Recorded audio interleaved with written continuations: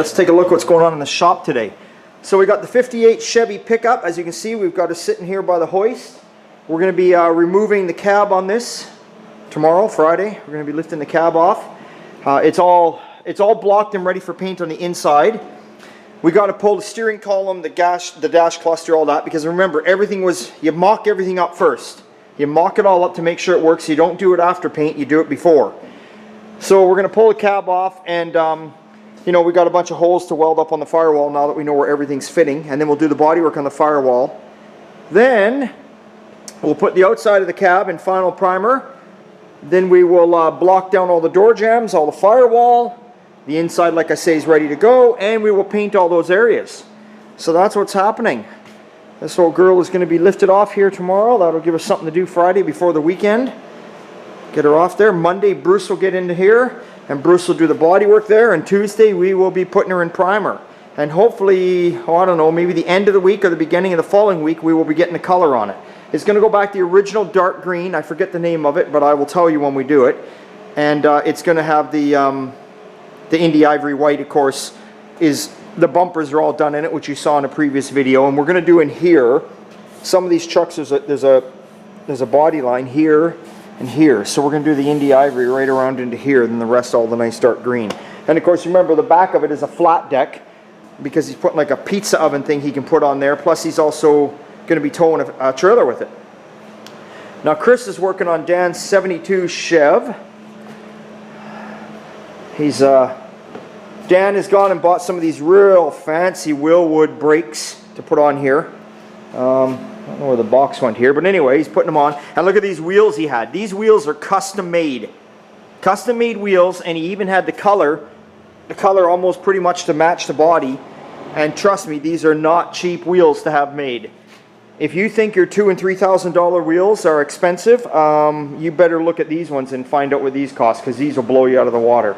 Custom made wheels, and then the rear ones are right there. You can see the tires. I'm not going to uncover them right now. Same rim, but look at that.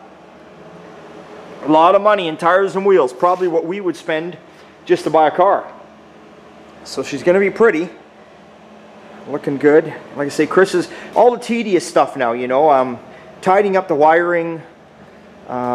Just all sorts of stuff. Getting the brakes on it. Doing all the nice loom. Chris has got the fancier loom. He's not using the cheap, nasty split loom like you see. We do have the split loom here. You know, some people like it. Some people like their wiring just wrapped in tape. It all depends. Some people like the wiring hidden. It all depends what you want. It's your choice, right? What do you want to do? So that's what's going on there. I am making I'm making a cart. So I got this old cart laying around, and I'm throwing these almost 1 foot pieces of metal on there. And then I'm going to, as you can see, I got that piece here. I'm going to go across the top like that. And the reason I'm making this cart is I need something to set this cab on, because all my other carts are being used up right now. So that's what's going on there. So I'm making this cart. Quick, simple, don't have to be fussy. Just make sure I get some good penetrating welds all the way around there. Or I say weld the piece on top. I took measurements, Chris and I did, to make sure that it would fit this cab and fit other cabs like Dan's and that. So it's going to leave it so the cab itself, when it rests on there, it should be sitting a good foot off the floor, which is nice for Sean when you roll it over into the body shop. He can work on the lower half without being right on the ground, plus he can reach the top of the roof. So that's what's going on. So I'm building that, Chris is working on that, and Chris and I are both working on this all at the same time on this Thursday. And then, like I say, Friday we'll yank that apart and away we go. So there you go. Thanks for subscribing. Yes. It's always a hell of a good time here at Old Time. Burnout Boy was by, just did a burnout. I didn't get to film it. The road's wet, so obviously he did a longer burnout than normal. So that gave him the advantage over Black Betty. Now Black Betty doesn't need a wet road like he does. Anyway, so thanks for watching. T-shirts are on the way, I promise you. Go to my website, oldtimegarage.ca. You will see some shirts up there right now, but the new design one is on the way here. COVID is just slowing things down a bit here, so unfortunately there's nothing I can do about it. It is what it is. Okay, guys, remember, get out in the garage, build something, and enjoy yourself. Okay, see you later.